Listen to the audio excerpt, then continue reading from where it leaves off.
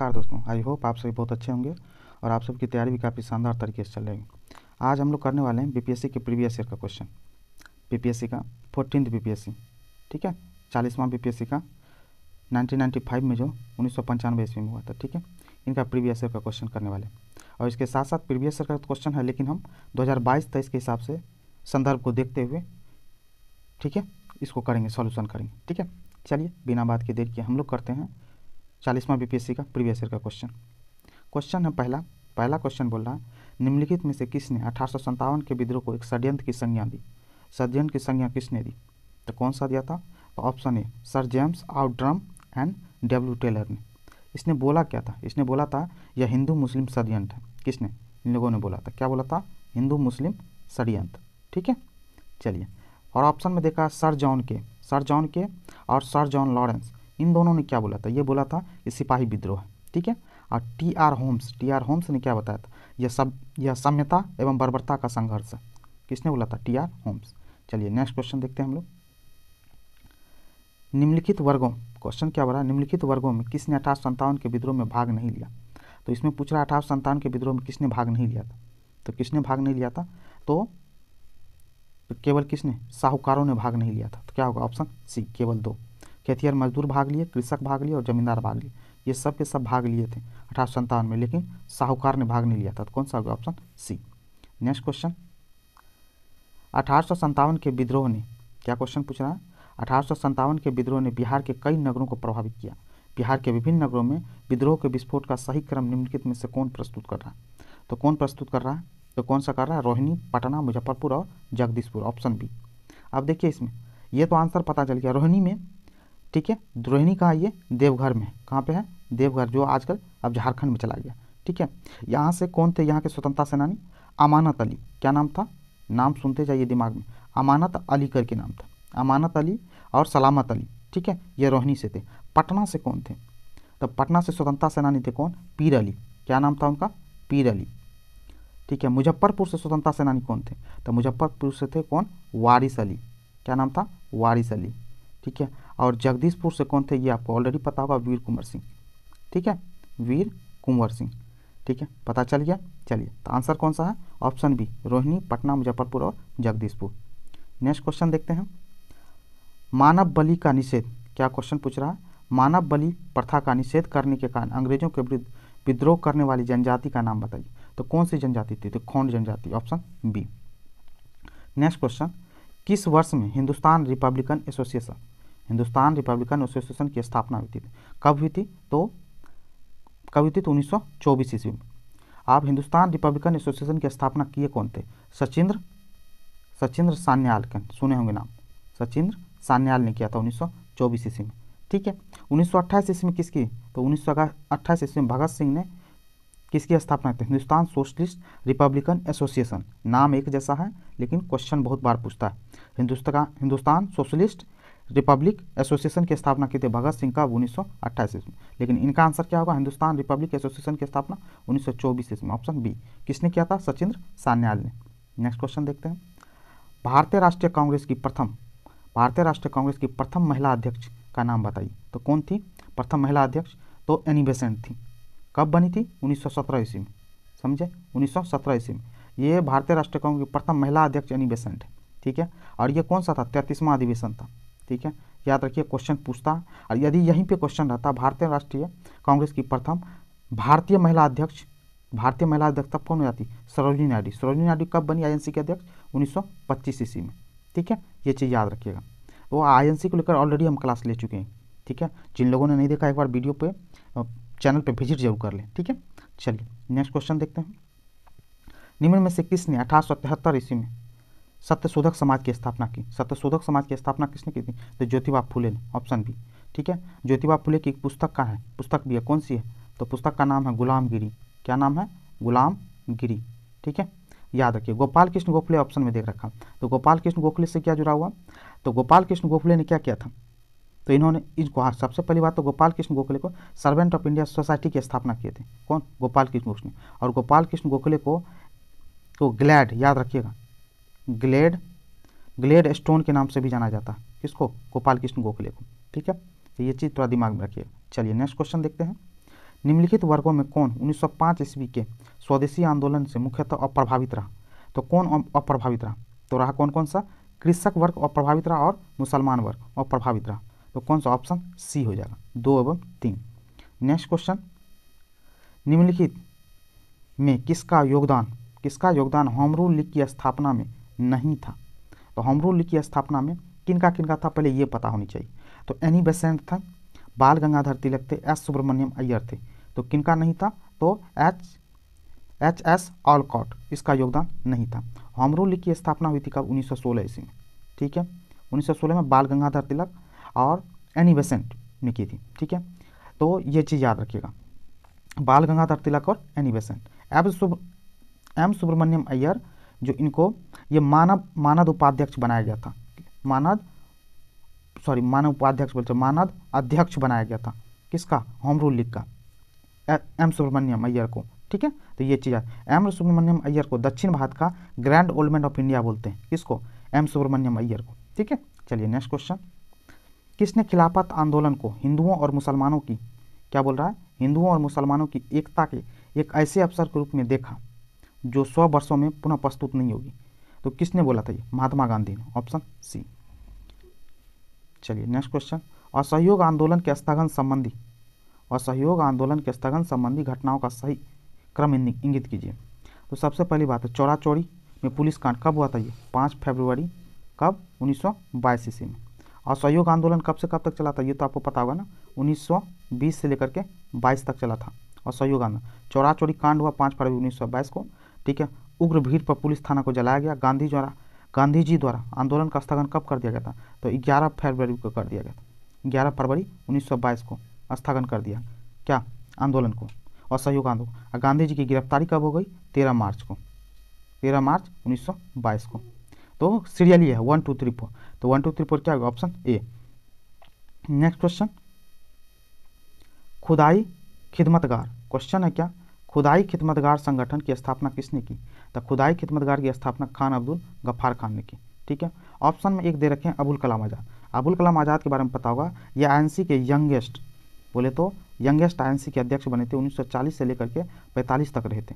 ठीक है, और सबसे ज़्यादा दिन तक आईएनसी के अध्यक्ष रहे थे। कौन? अबुल कलाम आज़ाद। ठीक है, चलिए next question, communist international, question पूछ रहा है कि कम्युनिस्ट इंटरनेशनल का सदस्य बनने वाला पहला भारतीय कौन था? तो कौन था? एमएन रॉय था, ऑप्शन ए। ठीक है, next question, all India state police conference, question पूछ रहा है all India state police conference का गठन कब हुआ था? तो कब हुआ था? तो 1927 ईस्वी में, ऑप्शन सी। ये रहा 1927 ईस्वी में। ठीक है, अब देखिए all India state police conference की गठन हुआ 1927 ईस्वी में। कौन कौन थे इसमें? बलवंत राय मेहता, ठीक है, मानीलाल कोठारी और जीआर अयंगर। ठीक है, ये 3 नाम याद रखिए, बलवंत राय मेहता, मनीलाल कोठारी और जीआर अयंगर। ठीक है, चलिए नेक्स्ट क्वेश्चन, नीचे 2 वक्तव्य दिए गए, ठीक है, जिनमें से एक कथन ए और दूसरा कथन आर है। ठीक है, आर है। कथन ए क्या बोला? राष्ट्रीय स्वयंसेवक संघ 1942 ईस्वी के भारत छोड़ो आंदोलन से पृथक रहा। ये बात तो ये बोल रहा है क्या? तो पृथक रहा, ये बात तो एकदम सही बात। इसका विचार था कि इस आंदोलन से भारत की स्वतंत्रता में देर आएगी, नहीं, ऐसा कोई विचार नहीं था। तो आंसर कौन सा होगा? कथन ये तो सत्य होगा, लेकिन कारण आर जो है ना क्या असत्य हो जाएगा। तो क्या? Option C. देखिए कथन ये सत्य है परंतु कारण आर असत्य, ऑप्शन सी। नेक्स्ट क्वेश्चन देखते हैं, बिरसा मुंडा को लेकर के क्वेश्चन है। बिरसा मुंडा को लेकर के क्वेश्चन क्या है कि बिरसा मुंडा के गुरु कौन थे? तो बिरसा मुंडा के गुरु थे कौन? आनंद पांडे, ऑप्शन बी। ठीक है, कौन थे? आनंद पांडे। और बिरसा मुंडा ने विद्रोह किया था, मुंडा विद्रोह कहा जाता वो 1890 से लेकर के कब तक? 1900 ईस्वी में, जब तक बिरसा मुंडा की मृत्यु ना हो गई तब तक ये मुंडा विद्रोह चलाते रहे। ठीक है, चलिए नेक्स्ट क्वेश्चन, उस क्षेत्र की पहचान कीजिए जहां संथालों ने 1855-56 ईस्वी में अपनी सरकार की घोषणा कर दी थी। कहाँ पे? भागलपुर राजमहल, ऑप्शन बी। ये बिहार और झारखंड वाले इलाके में, भागलपुर बिहार में है। ठीक है, ये चीज़ को दिमाग में रखिए। नेक्स्ट क्वेश्चन, 1830 के दशक में, क्वेश्चन क्या बोल रहा है? 1830 के दशक में पटना नगर केंद्र था। 1830 के दशक में पटना क्या? बहावी आंदोलन का केंद्र था, ऑप्शन डी। ठीक है, ये याद रखिएगा। बहावी आंदोलन इंडिया में, भारत में इसके संस्थापक थे बहावी आंदोलन के कौन? सर सैयद अहमद बरेलवी जी। ठीक है, सर सैयद अहमद बरेलवी। अब ये गोटखाड़ी विद्रोह कब हुआ था? ये 1844 ईस्वी में। ठीक है, ये चीज़ पता रखिएगा। कोल्हापुर जो कि महाराष्ट्र में। सन्यासी विद्रोह के बारे में ऑलरेडी पता होगा, 1763 से लेकर के कब तक, 1800 ईस्वी तक चला था। समझ के बात है, कौन, सन्यासी विद्रोह। मुंडा विद्रोह के बारे में ऑलरेडी बता चुके हैं, फाइनली चला था ये 1899 से लेकर के 1900 ईस्वी तक। समझे, ये इस टाइम था जब पीक पॉइंट पे था, कौन, मुंडा विद्रोह, जिसमें लास्ट में 1900 ईस्वी में क्या, बिरसा मुंडा जी की मृत्यु हो गई। ठीक है, चलिए उसके बाद मुंडा विद्रोह खत्म हो गया। चलिए नेक्स्ट क्वेश्चन, 1866-67 के नील खेतिहरों के बिहार में हुए विद्रोह के क्षेत्र की पहचान कीजिए। ये 1866-67 की बात कर रहा है, तो चंपारण और मुजफ्फरपुर सटा हुआ है, तो ऑप्शन डी। ठीक है, चंपारण और मुजफ्फरपुर में खेतिहरों ने किया। उसके बाद गांधी जी जब आए थे कब, 1917 ईस्वी में। ठीक है, चंपारण तिनकठिया पद्धति को हटाया गया था, नील की खेती को। ठीक है, चलिए 1917। नेक्स्ट क्वेश्चन देखते हैं, बिहार कांग्रेस सोशलिस्ट पार्टी का गठन, क्या क्वेश्चन बोल रहा है, बिहार कांग्रेस सोशलिस्ट पार्टी का गठन हुआ था, कब हुआ था, तो ये हुआ था 1934 ईस्वी में, ऑप्शन सी। कब हुआ था, 1934 ईस्वी में। इसके अध्यक्ष कौन थे, क्वेश्चन पूछ लेता है, बिहार कांग्रेस सोशलिस्ट पार्टी के अध्यक्ष कौन थे, तो आचार्य नरेंद्र देव। कौन, आचार्य नरेंद्र देव थे। ठीक है, और इसके सचिव कौन थे, सचिव कौन थे, तो जयप्रकाश नारायण। ठीक है, कौन थे, जयप्रकाश नारायण। चलिए नेक्स्ट क्वेश्चन, निम्नलिखित में से कौन वैकल्पिक ऊर्जा का सबसे बड़ा संग्रहार, तो आपको पता वैकल्पिक ऊर्जा का कौन, सौर ऊर्जा, ऑप्शन ए। नेक्स्ट क्वेश्चन, बिजली की खपत का बिल किसके मापन पर आधारित होता है, बिजली की खपत का बिल आपको ही पता कौन सा, वाट, ऑप्शन ए। ठीक है, विद्युत शक्ति का इकाई होता है वाट। ठीक है, तो कौन हो गया, ऑप्शन ए, केवल एक। चलिए नेक्स्ट क्वेश्चन, अब क्वेश्चन पूछ रहा है, नेक्स्ट क्वेश्चन है हाथ से गैस, पूछ रहा हाथ से गैस क्या है, तो हाथ से गैस क्या होता है, तो ऑप्शन में देखिए, तो क्या है ऑप्शन में, हाथ से गैस से क्या है, नाइट्रस ऑक्साइड है, ऑप्शन डी। क्या होता है, N2O। ठीक है, चलिए नेक्स्ट क्वेश्चन देखते हैं, निम्नलिखित में सबसे भारी धातु है, तो सबसे भारी धातु कौन है, तो यूरेनियम है, ऑप्शन बी। तांबा का, अब क्या है, तांबा का एटॉमिक नंबर क्या होता है, 29। ठीक है, एल्युमिनियम का 13। ठीक है, चांदी का कितना होता है, 47, और यूरेनियम का क्या होता है, 92। ठीक है, चलिए नेक्स्ट क्वेश्चन देखते हैं, जल की अस्थायी कठोरता का कारण है, जल की अस्थायी कठोरता का कारण क्या होता है, तो कैल्शियम और मैग्नीशियम के क्लोराइड और sulphate, option B. Next question, सर्वव्यापी रक्तदाता का रक्त ग्रुप होता है, क्वेश्चन पूछ रहा है सर्वव्यापी रक्तदाता का रक्त ग्रुप होता है क्या, तो ऑप्शन सी, ओ। ठीक है, अब देखिए ब्लड ग्रुप को लेकर के यहाँ क्वेश्चन पूछा है, तो ब्लड ग्रुप को लेकर के किसने नॉलेज दिया था, तो लैंड एस्टीनर ने दिया था। इसने बताया था कि ब्लड ग्रुप के 4 ग्रुप होते हैं, 4 ग्रुप बनाया था, ए बी और ओ बनाया था। ठीक है, जिसमें ओ को क्या बताया था, ये सर्वदाता, ओ को क्या बताया था, सर्वदाता। ठीक है, और ए बी को क्या बताया था, सर्वग्राही, क्या बताया था, सर्वग्राही। ठीक है, चलिए वर्तमान प्रमाण के अनुसार पृथ्वी पर जीव का उद्गम हुआ है लगभग, वर्तमान प्रमाण के हिसाब से पृथ्वी पर जीव का उद्गम कब, कितना, 2 करोड़ वर्ष पर, ऑप्शन सी। नेक्स्ट क्वेश्चन, सबसे लंबा जीवित वृक्ष है, तो सबसे लंबा जीवित वृक्ष कौन सा है, तो कौन सा है, सिकुआ का, ऑप्शन बी। और किस वनस्पति खाद्य में अधिकतम प्रोटीन होता है, तो किस में होता है, सोयाबीन में सबसे ज़्यादा प्रोटीन पाया जाता है।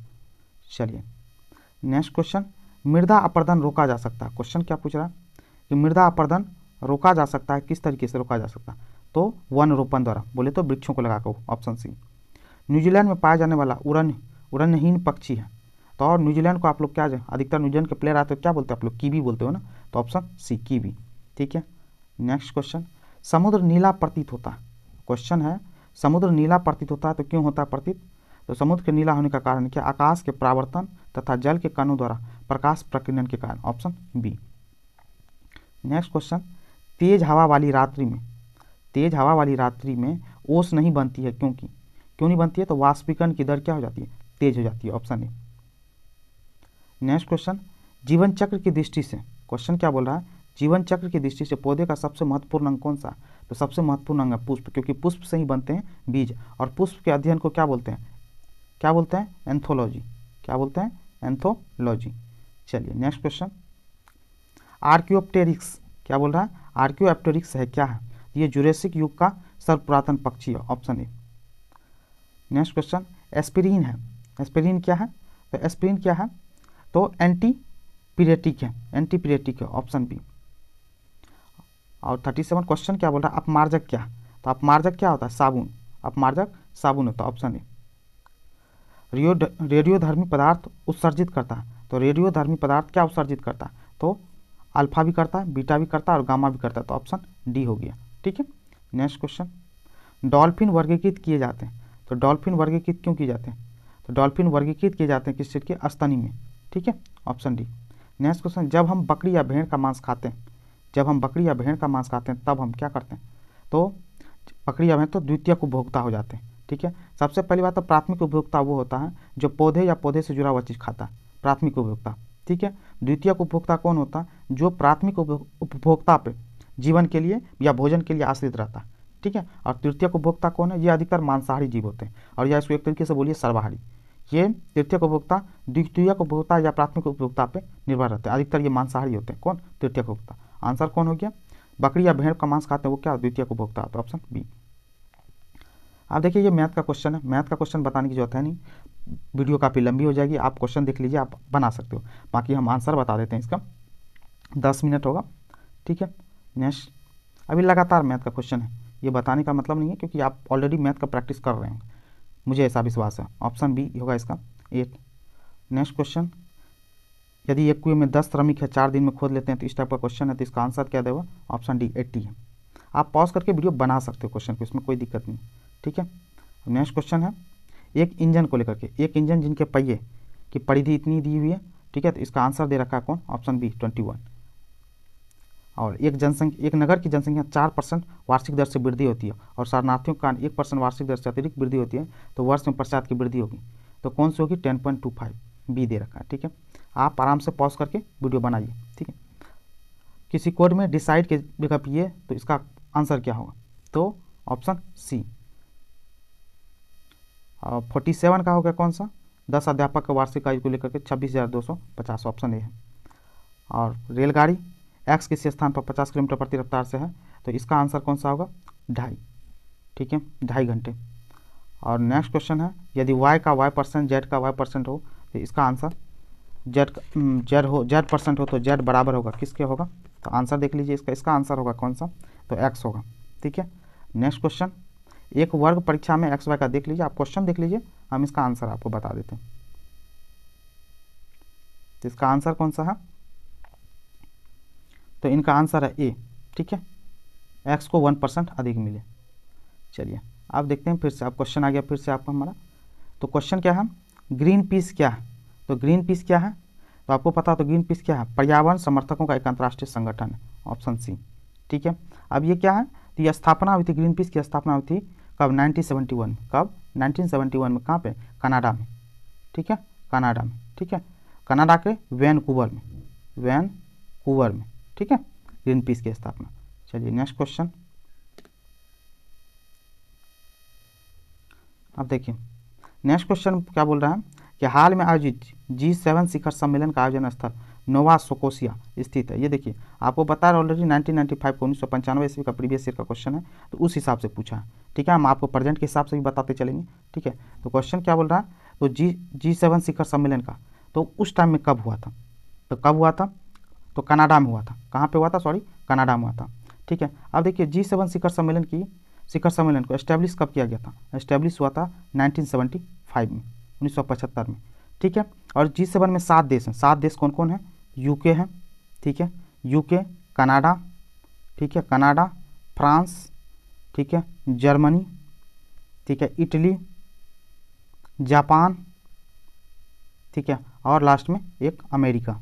ठीक है, G7 के ये 7 देश हैं। ठीक है, चलिए अभी को लेकर के एक क्वेश्चन है, 2022 में G7 की कहाँ पे हुआ था, G7 की अध्यक्षता सम्मेलन, तो जर्मनी में हुआ था। ठीक है, ये कौन सा माह था, ये 48वां सम्मेलन था। ठीक है, ये चीज़। चलिए नेक्स्ट क्वेश्चन, निम्नलिखित देशों में किसके साथ भारत ने विगत दिनों में एक द्विपक्षीय संधि की है जिसके उद्देश्य से निवेश को निक्षेपण और प्रोत्साहन देना, तो उस टाइम के हिसाब से 1995 में जर्मनी के साथ किया था। आप अभी के हिसाब से करंट अफेयर्स को तैयार जरूर रखिएगा। नेक्स्ट क्वेश्चन, समस्त विश्व में चीतों की सर्वाधिक आबादी भारत में, इसकी अनुमानित संख्या, ये 1994-95 की बात है। उस समय में ये 6000 के आसपास था। अभी के टाइम में भारत में कितना है, तो लगभग 12,000 से, अब बोले तो 12,852, आप 13,000 के अप्रॉक्स बोल सकते हैं। 13,000 के अप्रॉक्स क्या भारत में, ठीक है। और सबसे ज़्यादा भारत में चीतों की संख्या कहाँ है, तो मध्य प्रदेश में। कितना, मध्य प्रदेश में 3421, 3421 है, ठीक है। चलिए नेक्स्ट क्वेश्चन, विश्व मुक्केबाजी संगठन की हैवीवेट श्रेणी का वर्तमान विजेता कौन है। ये 1995 का, तो उस समय था कौन, रिडिक बोब, ऑप्शन सी। लेकिन अभी 2022 चल गुजरा है, तो 2022 में कौन है, तो डेनियल, क्या नाम है, डेनियल डुबोइस, डेनियल डुबोइस अभी 2022 का, ठीक है, विश्व मुक्केबाजी संगठन का विजेता। चलिए नेक्स्ट क्वेश्चन, निम्नलिखित राज्यों में से किसने हाल में मोटे चावल का दाम घटाकर 2 रुपये प्रति किलोग्राम करते, तो किस टाइम पे, ये 1995 का, उस समय की बात कर रहा है, तो वो आंध्र प्रदेश था, ठीक है। अभी राइस को लेकर के कौन सा देश सबसे ज़्यादा प्रोडक्शन करता है, तो राइस के लिए चाइना टॉप पे है दुनिया में, कौन, चाइना फर्स्ट, और भारत, अपना देश प्यारा भारत सेकंड नंबर पे आता है, ठीक है। चलिए नेक्स्ट क्वेश्चन, शोको असाहार अभी 1995 में समाचारों में चर्चित रहे, क्यों, शोको असाहारा क्यों चर्चित रहे, तो ये जापान के एक धार्मिक समुदाय से संबंधित है जिस पर आतंकवादी गतिविधियों का आरोप है, ऑप्शन सी। नेक्स्ट क्वेश्चन, विश्व बैंक के अध्यक्ष कौन है। अब देखिए उस समय 1995 में विश्व बैंक के अध्यक्ष कौन थे, तो कौन थे, तो लेविस टी प्रेस्टन थे, ऑप्शन ए। अब देखिए सबसे, चलिए तो वो तो अभी था, अभी 2022 में अध्यक्ष कौन है, 2022 में कौन है अध्यक्ष, डेविस पालपास, कौन है, डेविस पालपस, ठीक है, डेविस पालपास अभी विश्व बैंक के अध्यक्ष, ठीक है। और विश्व बैंक की स्थापना कब हुई थी, 1944 ईस्वी में, 1944 में 1944 ईस्वी में, ठीक है। ये चीज़ याद रखिए, हेडक्वार्टर कहाँ है, वाशिंगटन डीसी में, ठीक है। चलिए नेक्स्ट क्वेश्चन, भारतीय महिला क्रिकेट दल ने 3 राष्ट्रों की प्रतियोगिता जीती है जिसका आयोजन कहाँ हुआ था, आपको पता है 1995 का क्वेश्चन है, तो न्यूजीलैंड में था, ठीक है। अभी को लेकर के आप करंट अफेयर्स और खेल का क्वेश्चन जरूर तैयार रखिएगा, ठीक है, एग्जाम पॉइंट ऑफ व्यू से काफ़ी इंपॉर्टेंट हो जाएंगे। अब देखिए 1995 में फिल्म फेयर पुरस्कार में सबसे सहायक अभिनेत्री का पुरस्कार किसने जीता था, तो किसने, डिम्पल कपाड़िया ने जीता था। लेकिन अभी हम 2022 गुजरा है, तो 2022 में किसको मिला, तो सर्वश्रेष्ठ अभिनेत्री का पुरस्कार आपको किसको मिला था, कृति सेनन को मिला, किसको, कृति सेनन को मिला। और सर्वश्रेष्ठ एक्टर का सर्वश्रेष्ठ एक्टर का पुरस्कार किसको मिला, तो रणवीर सिंह को, किसको, रणवीर सिंह को, ठीक है। चलिए नेक्स्ट क्वेश्चन, मुहाजिर कौमी आंदोलन क्या, अब क्वेश्चन पूछ दिया मुहाजिर कौमी आंदोलन क्या है, तो उस समय 1995 में क्या था, पाकिस्तान में बसे उत्तर प्रवासी मुसलमानों का एक राजनीतिक दल था, ऑप्शन बी। तेल निर्यातक देशों के संगठन ओपेक के वर्तमान अध्यक्ष कौन है, आप देखिए 1995 के में ओपेक का अध्यक्ष कौन था, तो ऑरविन जे एरिटा था। लेकिन अभी चल रहा है 2022 गुजरा, अभी के टाइम के सबसे में ओपेक के अध्यक्ष कौन है, तो अभी के टाइम में ओपेक के अध्यक्ष कौन है, तो हैथम है, कौन है, हैथम अल धैस, ठीक है, हैथम अल धैस है, कौन अभी प्रेजेंट में ओपेक के अध्यक्ष हैं। ओपेक की स्थापना कब हुई थी, तो 1960 ईस्वी में, याद रखिएगा 1960 ईस्वी में, कहाँ पे, बगदाद में, ठीक है, बगदाद में इसकी स्थापना। प्रभाव में आया था कब, 1961 से, लेकिन हुआ था स्थापना बगदाद। 13 देश हैं इसके अंतर्गत, किसके, ओपेक के अंतर्गत, ठीक है। तेल निर्यातक जिस देश से तेल अधिकतर निकाला जाता है, ओपेक का उसका संगठन है, ठीक है। अब नेक्स्ट क्वेश्चन है, विवादाग्रस्त एनरॉन परियोजना कहाँ स्थित है, तो कहाँ पे, दाभोल, ये कहाँ पे, तो महाराष्ट्र में, ठीक है। चलिए नेक्स्ट क्वेश्चन, नासक क्या है, तो नासक क्या है, तो नासक के बारे में आपको बताते, नासक क्या, भारत द्वारा बनाई जा रही क्या है, प्रक्षेपास्त्र नौका है, ऑप्शन डी।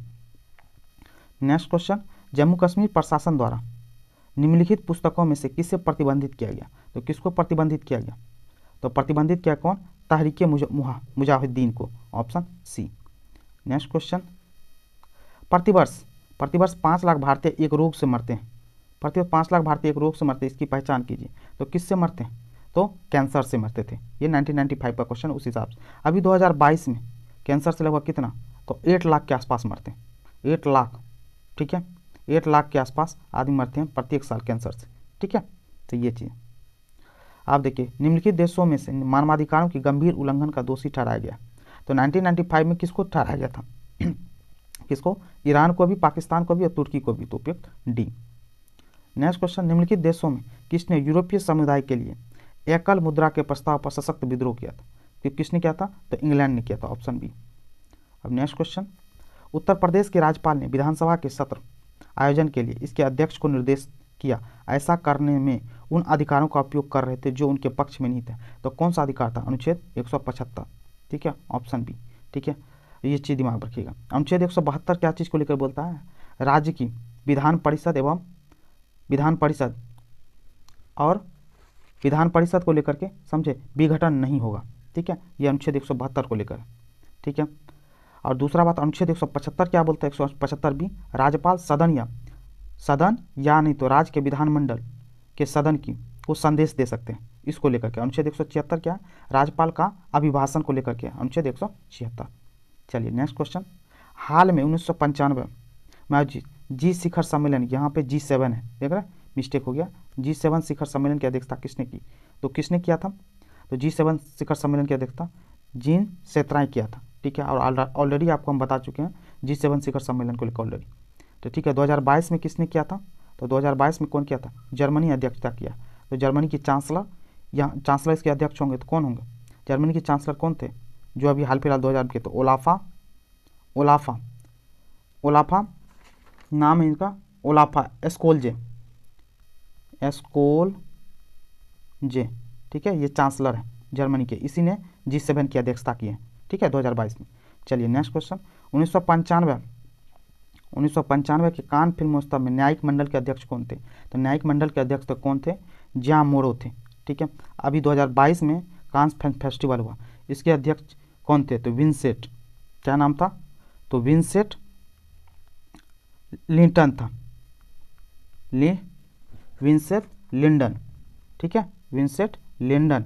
2022 में कान फिल्म फेस्टिवल के नायक मंडल के अध्यक्ष थे कौन? विंसेंट लिंडन, ठीक है, ये याद रखिएगा। थोड़ा सा बात याद रखिएगा, जूरी मेंबर में दीपिका पादुकोण को भी इसमें बुलाया गया था, ठीक है। चलिए क्वेश्चन इंपॉर्टेंट हो जाता है जब इंडिया से ज़्यादा रिलेटेड हो जाता है, तो ठीक है। भारतीय समुद्र शास्त्रियों ने अरब सागर के तल में मुंबई से दक्षिण पश्चिम लगभग 455 किलोमीटर दूर एक नए 1505 मीटर ऊंचे पर्वत की खोज की। इस पर्वत का नाम रखा गया क्या? तो रमन सागर पर्वत रखा गया, ऑप्शन बी। नेक्स्ट क्वेश्चन है, विगत वर्षों में भारत की केंद्र सरकार का सर्वाधिक व्यय किस क्षेत्र में हुआ? तो सर्वाधिक व्यय किस क्षेत्र में हुआ है? तो आपको ही बता दें, तो सर्वाधिक व्यय हुआ था किस क्षेत्र में? विकास के क्षेत्र में, ठीक है, किसमें? विकास के क्षेत्र में, ऑप्शन बी, ठीक है। 2022 में सर्वाधिक व्यय हुआ है किस क्षेत्र को? 2022-23 को लेकर के किसमें व्यय होगा? तो डिफेंस सेक्टर में, ठीक है। लेकिन सबसे ज़्यादा 22-23 में इंटरेस्ट पेमेंट को लेकर के भारत में सबसे ज़्यादा खर्च हुआ, लेकिन विकास सबसे ज़्यादा काम को लेकर किस में? तो डिफेंस में सबसे ज़्यादा खर्च हो रहा है, ठीक है, 5,25,166 करोड़ का, ठीक है। चलिए 2022-23 में। चलिए नेक्स्ट, निम्नलिखित देशों में से कौन अमेरिकी शस्त्रों का सबसे बड़ा खरीदार है? 1995 का उस समय सऊदी अरब सबसे बड़ा खरीदार था, ऑप्शन बी, अभी भी है, ठीक है। दक्षिण अफ्रीका की नई संसद में राष्ट्रीय सभा और सीनेट की क्रमशः शक्ति है क्या? तो क्या है? 400:19, ऑप्शन डी। देखिए अब ट्रायम्फ ऑफ द स्पिरिट नामक रचना संबंधी निम्नलिखित कथनों में कौन सा सत्य है?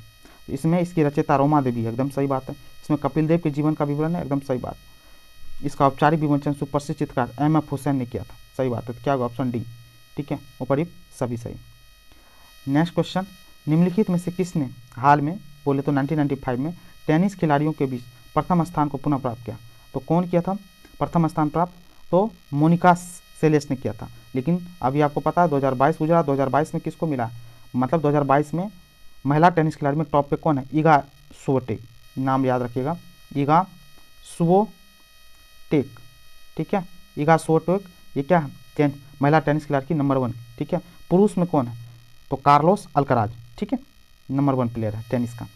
अब साप्टा का पूर्ण रूप क्या है? अब साप्टा का फुल फॉर्म पूछ लिया आपसे, तो साप्टा का क्या है? South Asia preferential trade agreement, option ए।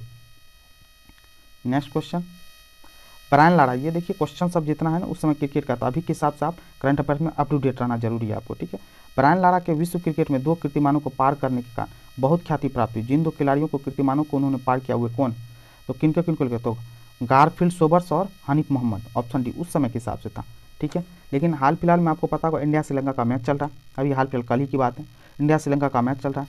3rd ODI में इंडिया भी वर्ल्ड रिकॉर्ड बनाया, 317 रन से ODI में, ठीक है, श्रीलंका को 317 रन के अंतराल से हराया, ठीक है। तो 317 रन से हराया, तो एक वर्ल्ड रिकॉर्ड। इससे पहले कौन था? न्यूजीलैंड आयरलैंड, 290 रन से न्यूजीलैंड ने आयरलैंड को हराया था। भारत ने 317 रन से हराया श्रीलंका को, एक वर्ल्ड रिकॉर्ड, ठीक है। चलिए नेक्स्ट क्वेश्चन। 1994 ईस्वी में सर्वश्रेष्ठ चलचित्र 1994 ईस्वी में सर्वश्रेष्ठ चलचित्र का ऑस्कर पुरस्कार जीता था, किसने जीता था? तो Forrest Gump, option D, Forrest Gump movie का नाम है। ठीक है, 2022 में ऑस्कर किसने जीता, कौन सी मूवी को मिला है? तो कोडा मूवी को। किस मूवी को? कोडा मूवी को। ठीक है, ये वही फॉरेस्ट गम मूवी है जिसमें आप लोग लाल सिंह चड्ढा वाली मूवी याद है जो आमिर खान ने बनाई थी, हाल फिलहाल में फ्लॉप हो गई, ये फॉरेस्ट गम की कॉपी थी। ठीक है, चलिए नेक्स्ट क्वेश्चन। हड़प्पा में मिट्टी के बर्तनों पर सामान्यतः किस रंग का उपयोग होता था? तो किसका? लाल रंग का होता था। ठीक है, चलिए नेक्स्ट क्वेश्चन। ऋग्वेद संहिता का 9वां मंडल पूर्णतः किसको समर्पित है? तो किसको समर्पित है? सोम और इस पेय पर नामकृत देवता का, ऑप्शन डी। याद रखिएगा, 9 ऋग्वेद में 10 मंडल है, इस चीज़ को दिमाग में रखिएगा। ठीक है, 1028 सूक्त हैं। ठीक है, इन चीज़ों को भी दिमाग में रखना। Next question. धर्मशास्त्रों में भू राजस्व की दर क्या है? धर्मशास्त्रों में भू राजस्व की दर है 1/6, ऑप्शन सी। लैंड का छठा भाग। चलिए, बराबर की गुफाओं का उपयोग किसने आश्रय गृह के रूप में किया? तो आजीविकों ने किया था। और बराबर की गुफाओं को बनवाया किसने था? तो सम्राट अशोक ने बनवाया था। अशोक वही जो मौर्य डायनेस्टी से जुड़े हुए हैं। और मौर्य डायनेस्टी की स्थापना कौन की थी? चंद्रगुप्त मौर्य। ठीक है, चलिए नेक्स्ट क्वेश्चन। निम्नलिखित में से कौन सबसे पूर्वकालिक जैन ग्रंथ कहलाता है? सबसे पूर्वकालिक जैन ग्रंथ कौन कहलाता है? तो कौन कहलाता है? तो 12 अंग कहलाता है। ठीक है, इसमें 12 अंग के साथ साथ 10 उपवंग है, याद रखिएगा, 10 प्रकीर्ण है। ठीक है, ये चीज़ भी याद रखिएगा, 10 प्रकीर्ण, 6 छंद है। ठीक है, 6 छंद सूत्र हैं और 4 ठीक है मूल सूत्र हैं। किसमें? तो जैन ग्रंथ में। ठीक है, और एक और चीज़ याद रखिएगा, जैन साहित्य को आयाम बोलते हैं। ठीक है, चलिए नेक्स्ट क्वेश्चन। नगरों का क्रमिक पतन किस काल में एक महत्वपूर्ण विशेषता थी? तो किसमें? गुप्त काल में। गुप्त काल का संस्थापक श्री गुप्त था। ठीक है, चलिए नेक्स्ट क्वेश्चन। चीनी यात्री इत सिंह ने बिहार का भ्रमण किया लगभग कब? तो 670 ईस्वी में, ऑप्शन सी। Next question. निम्नलिखित में से कौन भूमि उत्पाद पर लगने वाला कर को इंगित करता है? तो भूमि उत्पाद पर लगने वाला कर कौन सा है? तो खराज है।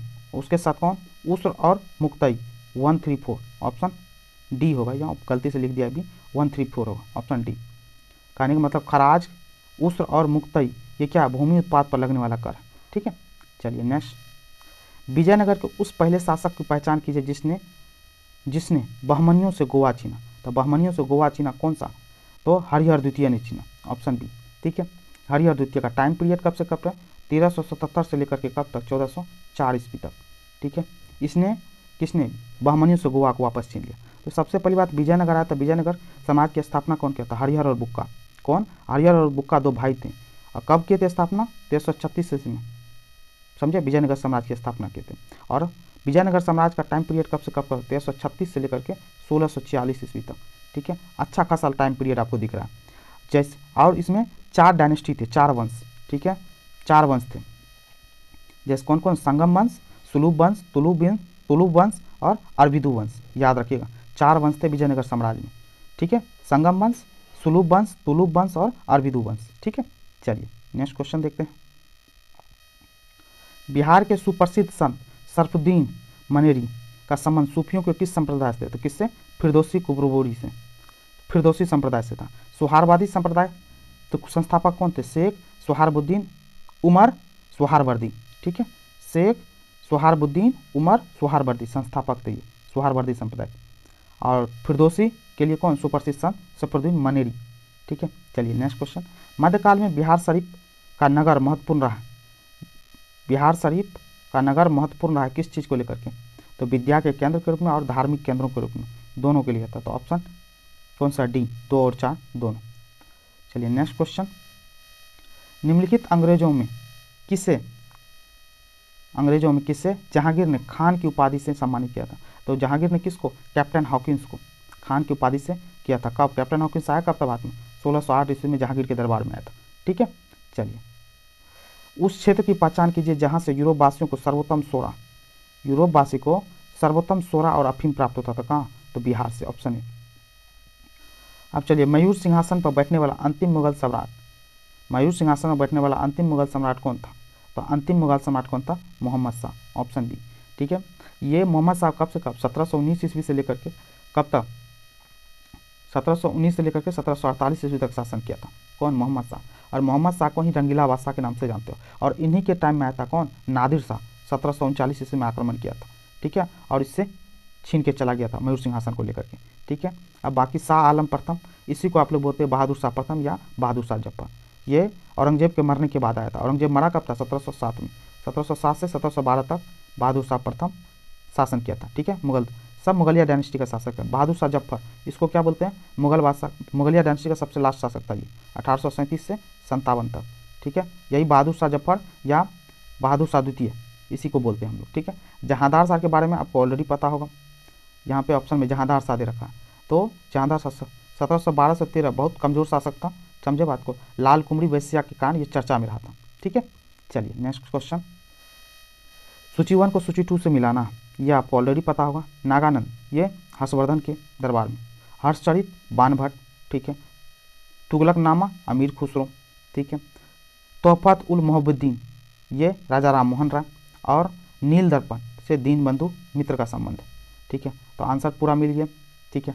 तो आंसर देख लीजिए कौन सा, 2, 1, इस हिसाब से देखिए तो कौन सा, तो ऑप्शन डी हो गया, 2, 1, 3, 4, 6, ऑप्शन डी, ठीक है।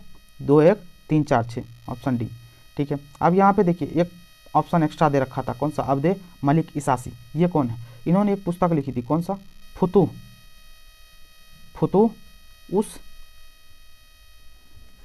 उस सलातीन, क्या नाम है? फुतुह उस सलातीन। ये काव्य इतिहास था, काव्यात्मक इतिहास, काव्य के द्वारा लिखा गया इतिहास था, ठीक है। अलाउद्दीन बहमन शाह के दरबारी था ये, कौन? अब्दे मलिक इसासी, अलाउद्दीन बहमन शाह के दरबार में रहता था, ठीक है। चलिए next question,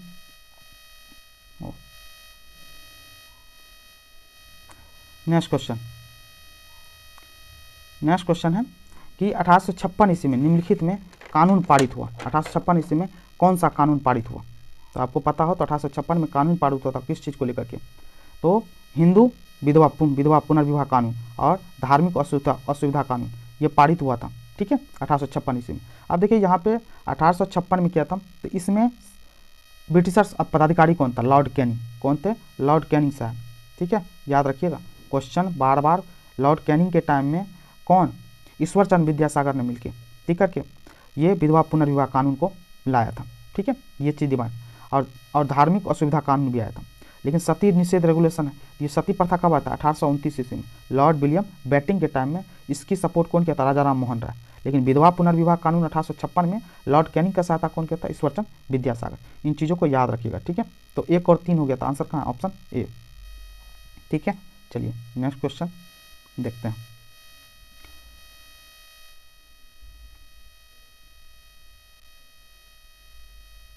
next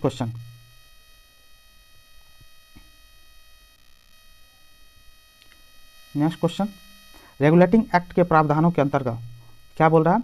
regulating act के प्रावधानों के अंतर्गत बिहार के लिए एक प्रांतीय सभा की स्थापना हुई, तो कब हुई थी बिहार में? तो 1774 ईस्वी में, ऑप्शन बी, ठीक है। चलिए नेक्स्ट क्वेश्चन, महाराष्ट्र के किस सुधारक को लोकहितवादी कहा गया था? महाराष्ट्र के लोकहितवादी किसको कहा गया?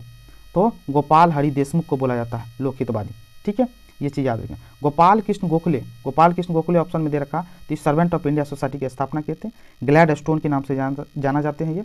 और गांधी जी के राजनीतिक गुरु थे कौन? गोपाल कृष्ण गोखले। गोपाल कृष्ण गोखले के गुरु कौन थे? तो एम जी रनाडे, ठीक है। यही पूना सार्वजनिक सभा की स्थापना किए थे कौन? एम जी रनाडे, ठीक है। पंडिता रामाबाई के बारे में क्या जानते हैं? पंडिता रामाबाई मुक्ति मिशन की स्थापना किए थे कौन? पंडिता रामाबाई, ठीक है। चलिए नेक्स्ट क्वेश्चन, किनके द्वारा मंदिरों में प्रवेश के अधिकार की मांग की प्रस्तुति के कारण 1899 में तिरुनेलवेली में भयंकर दंगे हुए थे? किनके कारण? तो नादास्त्र के कारण, ऑप्शन बी। नेक्स्ट क्वेश्चन, 19वीं शताब्दी के धर्म एवं समाज सुधार आंदोलनों ने, ठीक है, जनसंख्या के किस वर्ग को मुख्यतः आकर्षित किया? तो किसको? तो बुद्धिजीवियों को आकर्षित किया था, तो ऑप्शन ए। नेक्स्ट क्वेश्चन, हमारी आकाश गंगा की केंद्र की परिक्रमा करने में सूर्य को समय लगता है कितना? 25 करोड़ वर्ष, ऑप्शन डी। नेक्स्ट क्वेश्चन, आग्नेय चट्टान के लिए निम्नलिखित में से कौन सा कथन सत्य है? अब ये आग्नेय चट्टान को लेकर के पूछ दिया, तो कौन सा? ये क्रिस्टलीय एवं अक्रिस्टलीय दोनों ही होते हैं। अब देखिए आग्नेय चट्टान को लेकर के ये मैग्मा लावा के जमने से बनता है, ठीक है, ये चीज़ आती है। और काली मिट्टी का निर्माण होता है आग्नेय चट्टान से, ठीक है। सबसे पहली बात तो चट्टान याद रखिएगा, चट्टान 3 टाइप का होता है, ठीक है। कौन कौन सा आपको पता होगा, इग्नियस, सेडिमेंट्री और मेटामॉर्फिक, जिसको हिंदी में आप लोग बोलते हैं आग्नेय चट्टान, अवसादी चट्टान और रूपांतरित चट्टान, ठीक है। उन्हीं में से एक है आग्नेय चट्टान, ठीक है। चलिए, जो क्रिस्टलीय और क्रिस्टलीय दोनों ही होती है। चलिए नेक्स्ट क्वेश्चन, निम्नलिखित में से कौन सा एक पतन नगर नहीं है? पतन नगर का मतलब समझते हैं, पोत बंदरगाह, कौन सा नहीं है? तो कैनबरा, ऑप्शन बी, ठीक है।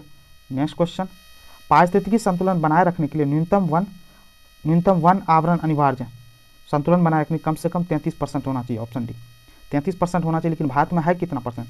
भारत में 24.62% वन है केवल, ठीक है, ये चीज़। अब बिहार में 7.1% वन है, ठीक है। भारत में 24.62% और भारत में कितना, बिहार में कितना, 7.1%, याद रखिएगा। चलिए नेक्स्ट क्वेश्चन, पत्थर के कोयले के भंडारण में कौन सा देश विश्व में अग्रणी है? तो कौन सा देश अग्रणी है? तो कौन? China, option B. Next question, Bharat के चावल के कटोरे क्षेत्र का नाम बताइए। तो भारत के चावल के कटोरे क्षेत्र मतलब चावल का उत्पादन सबसे ज़्यादा किन क्षेत्रों में होता है? तो कृष्णा गोदावरी डेल्टा क्षेत्र में होता है, ऑप्शन बी। चलिए नेक्स्ट क्वेश्चन, निम्नलिखित में से कौन भूमि बंधित नहीं है? कौन भूमि बंधित नहीं है? नदी है, सॉरी, भूमि बंधित नदी है मतलब जमीन में ही खो जाती है। कौन सी नदी? तो लूनी नदी, ठीक है। ये लूनी नदी राजस्थान के डेजर्ट में बहती हुई खो जाती है। अब यहाँ पे देखिए ऑप्शन में देखिए ताप्ती नदी दे रखा, ये नर्मदा की बहनें बोली जाती है, नर्मदा की बहनें, ठीक है। भ्रंश घाटी से होकर बहती है और नर्मदा भी भ्रंश घाटी से होकर बहती है। तो इन चीज़ों को याद रखिए, नर्मदा और ताप्ती भ्रंश घाटी से होकर गुजरती है। और साथ साथ में याद रखिएगा ये दोनों नदी क्या बनाती है? एस्चुरी बनाती है, ठीक है। और ये अरब सागर में जाके गिरती है। कृष्णा नदी ये क्या बनाती है? कृष्णा नदी डेल्टा बनाती है, ठीक है। ये पूर्वी भारत में बंगाल, बे ऑफ बंगाल में गिरती है, ठीक है। चलिए नेक्स्ट क्वेश्चन, मानसून का निवर्तन इंगित करता है, मानसून का निवर्तन इंगित किस चीज़ को लेकर करता है? मानसून का निवर्तन किस चीज़ को इंगित करता है? तो साफ आकाश से, ठीक है, साफ आकाश से, option A. Next question, Bharat की सबसे बड़ी वाह नदी है। भारत की वाह नदी कहने का मतलब है बहने वाली सबसे लंबी नदी कौन सी है? तो गंगा।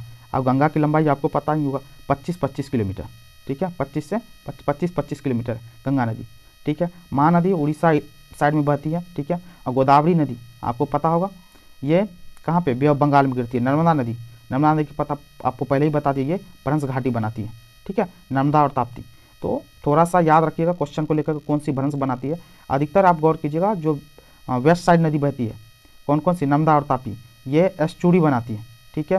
और नर्मदा और ताप्ती भ्रंश घाटी से होकर भी बहती है। और जो ईस्टर्न साइड में बहती है नदियाँ वो अधिकतर करके डेल्टा बनाती है, ठीक है। चलिए नेक्स्ट, क्षेत्रफल के अनुसार से निम्नलिखित राज्यों का सही अवरोही क्रम क्या? आप क्वेश्चन पूछ दिया, सही अवरोही क्रम क्या क्षेत्रफल के हिसाब से? आप देखिए ये 1995 का प्रीवियस ईयर का क्वेश्चन है। तो इस हिसाब से देखिए तो बहुत सारे उस हिसाब से आंसर देखिएगा तो आपको लगेगा 3 4, कहने का मतलब है 3। ये मध्य प्रदेश उसमें सबसे बड़ा था, ठीक है, और उत्तर प्रदेश, ठीक है, उसके बाद कौन सा? उसके बाद आंध्र प्रदेश, उसके बाद बिहार, ठीक है। लेकिन अभी हम लोग चल रहे हैं कौन? 2023 में। और 2023 के हिसाब से देखिए तो आपको बहुत चीज़ इसमें नया कुछ देखने को मिल रहा है। क्या?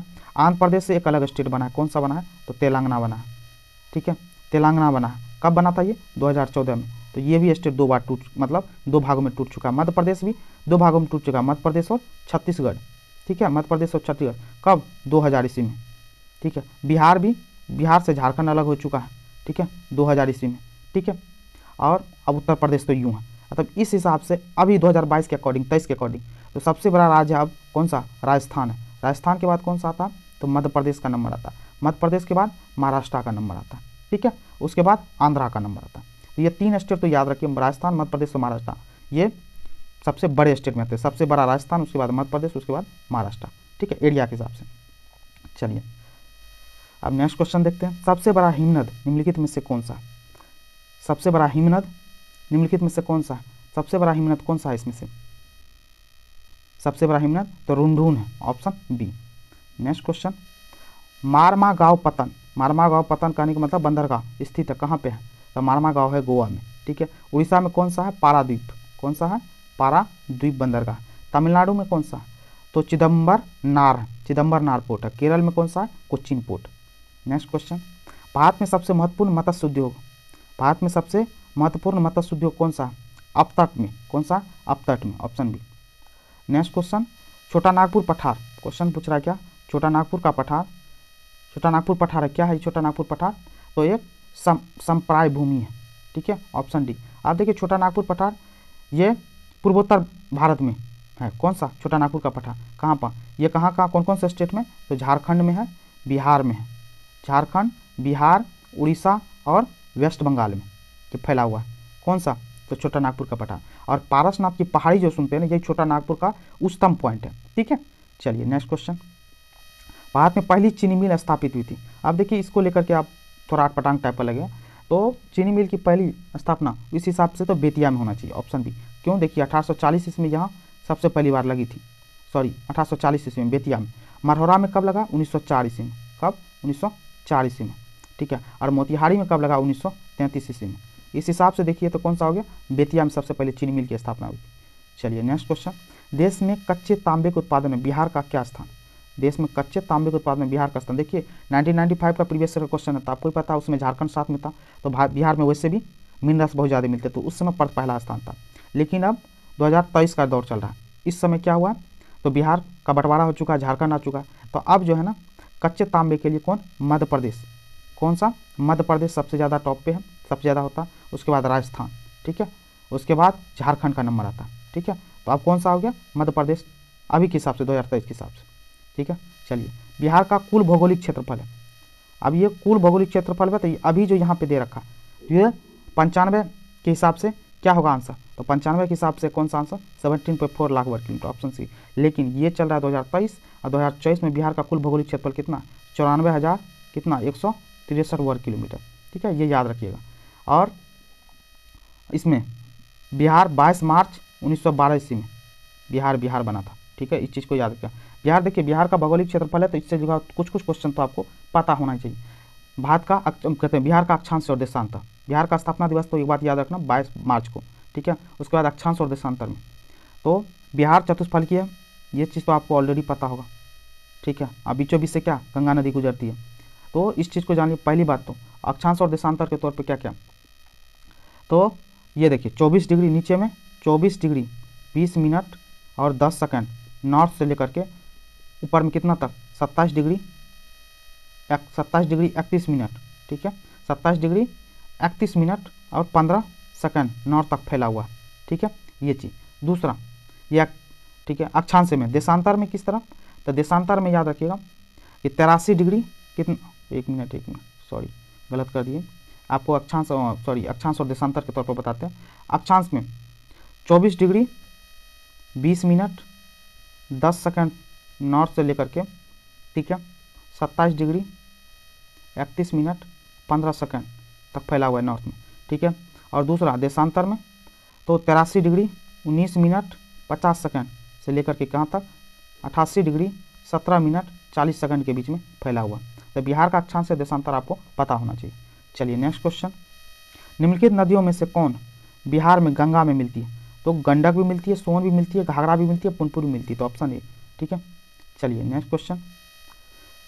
विश्व का सर्वोत्तम खनिज उर्वरक प्राप्त होता है। आप देखिए ये उस टाइम के हिसाब से तो क्वेश्चन हजारीबाग में, ठीक है, लेकिन अभी के हिसाब से अभ्रक उत्पादन में कौन है, आंध्र प्रदेश सबसे ज़्यादा, सेकंड में कौन है, राजस्थान है। ठीक है, चलिए 2 नंबर कौन, तो ऑप्शन बी। ठीक है, चलिए नेक्स्ट क्वेश्चन।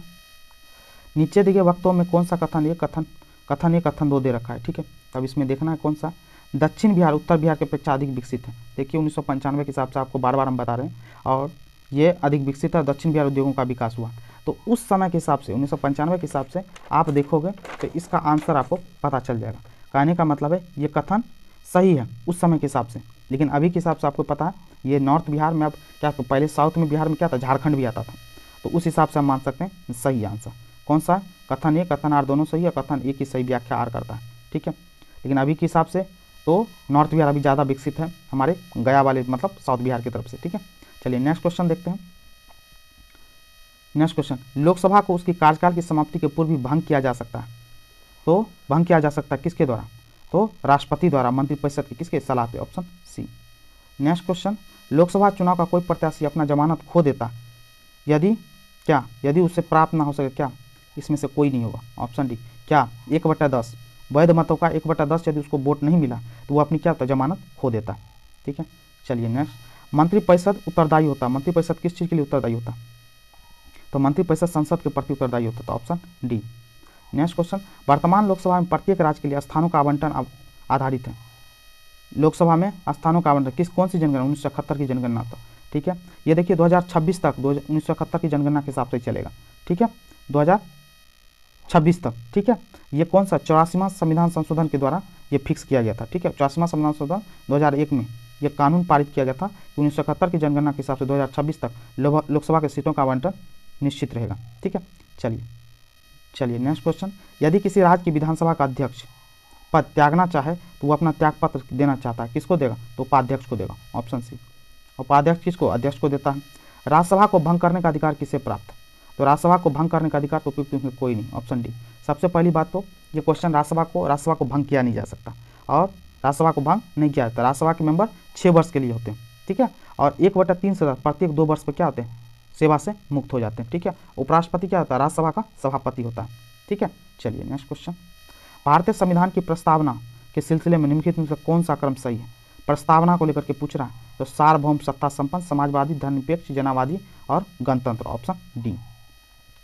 प्रस्तावना को तो याद कर लीजिए, क्योंकि प्रस्तावना से आजकल बार बार बहुत सारे एग्जाम में क्वेश्चन पूछा जाता है। अब चलिए नेक्स्ट क्वेश्चन है, नेक्स्ट क्वेश्चन, लोकसभा का नेता कौन होता है, तो लोकसभा का नेता कौन होता है, तो लोकसभा का नेता होता है कौन, प्रधानमंत्री, ऑप्शन बी, ठीक है। चलिए अब यहाँ पे राष्ट्रपति है, प्रधानमंत्री तो आपको पता ही है नरेंद्र मोदी जी है, ठीक है। राष्ट्रपति कौन है, द्रौपदी मुर्मू जी 15वें नंबर के। लोकसभा अध्यक्ष कौन है, ओम बिरला जी, ठीक है।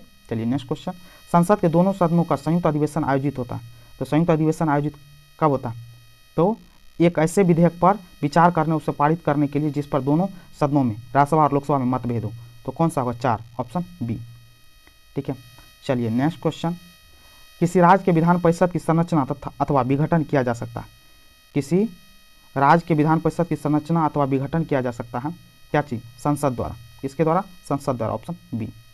नेक्स्ट क्वेश्चन, निम्नलिखित राज्यों में कहाँ विधान परिषद है। अब देखिए क्वेश्चन पूछ दिया, बहुत बार ये क्वेश्चन हम करवा चुके हैं आपको, कहाँ विधान परिषद है, तो विधान परिषद कहाँ है, इसमें बिहार में। देखिए पूरे भारत में केवल 6 राज्यों में ही विधान परिषद है, उसमें कौन कौन सा, आंध्र प्रदेश है, कर्नाटक है, तेलंगाना है, महाराष्ट्र, बिहार और यूपी है। एक बार फिर से सुन लीजिए, आंध्र प्रदेश, कर्नाटक, तेलंगाना, महाराष्ट्र, बिहार और यूपी में 6 राज्यों में। ये याद रखिए ताकि एग्जाम पॉइंट ऑफ व्यू से आपको अच्छा लगे, कि बार बार ऑप्शन को लेकर के दिक्कत ना बने आपको। चलिए नेक्स्ट क्वेश्चन,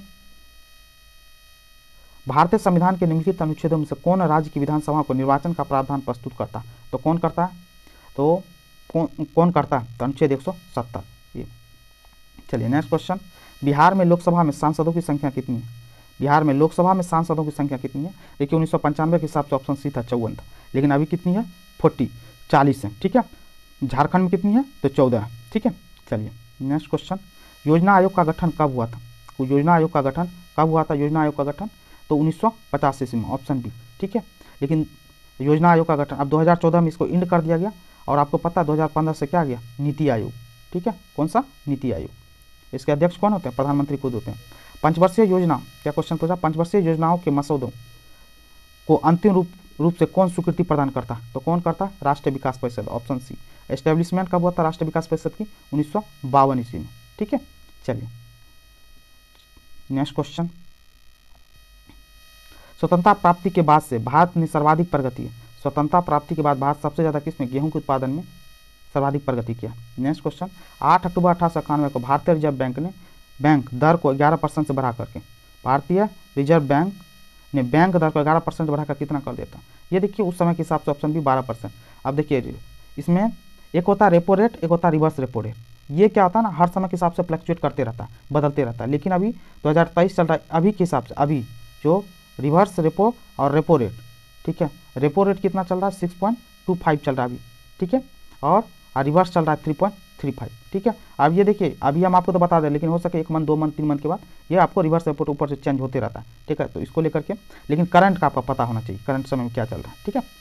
भारत में क्वेश्चन क्या बोल रहा है, भारत में राज्य सरकारों के लिए आय का सबसे महत्वपूर्ण स्रोत है, तो क्या है, तो बिक्री कर, ऑप्शन डी, ठीक है, सेल्स टैक्स।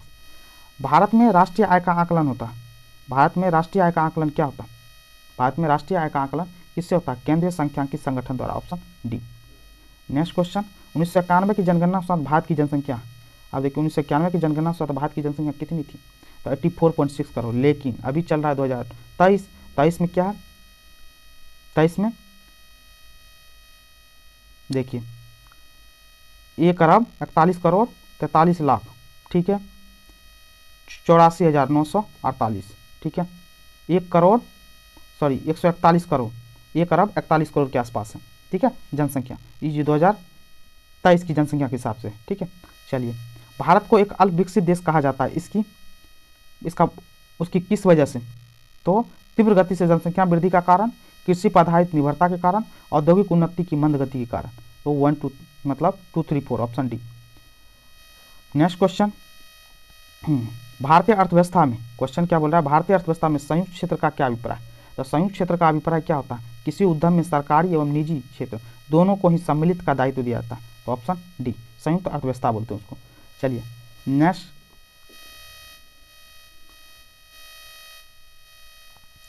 अब है भारत में निर्यात प्रोत्साहन क्षेत्र कितने हैं? अब निर्यात प्रोत्साहन विकास को लेकर के कितने हैं? तो ये आपको बता दें, तो 1995 के हिसाब से जब ये क्वेश्चन बना था उस समय के हिसाब से 7 थी, लेकिन अभी 2022 में टोटल कितने हैं? 14, ठीक है, ये चीज़ याद। 7वीं पंचवर्षीय योजना के अविकासीय व्यय में वार्षिक वृद्धि का औसत है 7वीं पंचवर्षीय योजना। सबसे पहले पता 7वीं पंचवर्षीय योजना था कब? 1985 से लेकर के 90, 5 साल का होता था पंचवर्षीय योजना, तो ये था 85 से 90। कितना था वो औसत? 12.35%, ऑप्शन ए। अभी पंचवर्षीय योजना खत्म हो चुका है, ठीक है। अब चलिए नेक्स्ट क्वेश्चन, 1995-96 में केंद्र बजट के आयकर में छूट की सीमा बढ़ाकर दी गई थी, कितनी? तो कितनी दी गई थी? आयकर से छूट 40,000 रुपये तक था 95-96। अभी चल रहे 2022 में कितना? 2.5 लाख रुपये एनुअल तक में ये आयकर से छूट है, ठीक है।